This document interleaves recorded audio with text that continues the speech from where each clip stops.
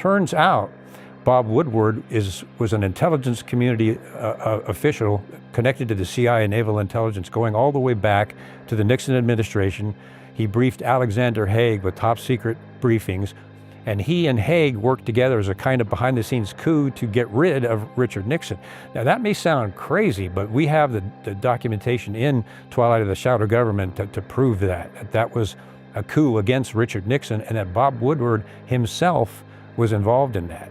And I remember when we were on the 7th floor, when we were protecting CIA Director William Casey, Woodward would come and visit all the time.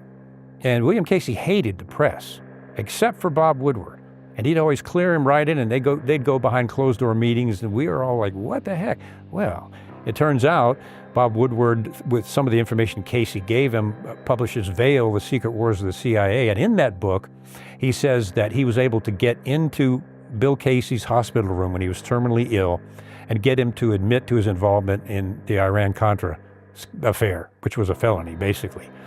Well, that's a complete fabrication. I was one of the agents that occupied the hot seat outside of Casey's room.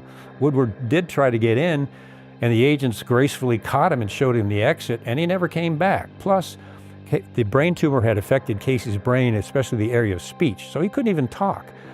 So that's a complete fabrication. Woodward has concealed all of his intelligence community jobs and positions that he had going back to Alexander Haig. He's concealed all of that. He makes it look like he came into the Washington Post, and then within 6 months he gets Watergate, and he gets a direct connection to the then deputy director of the FBI, who turns out to be Deep Throat and was disgruntled and just started feeding Woodward information right off the bat. Why him? Well, everybody knew that he had a clearance and he had connections to U.S. intelligence.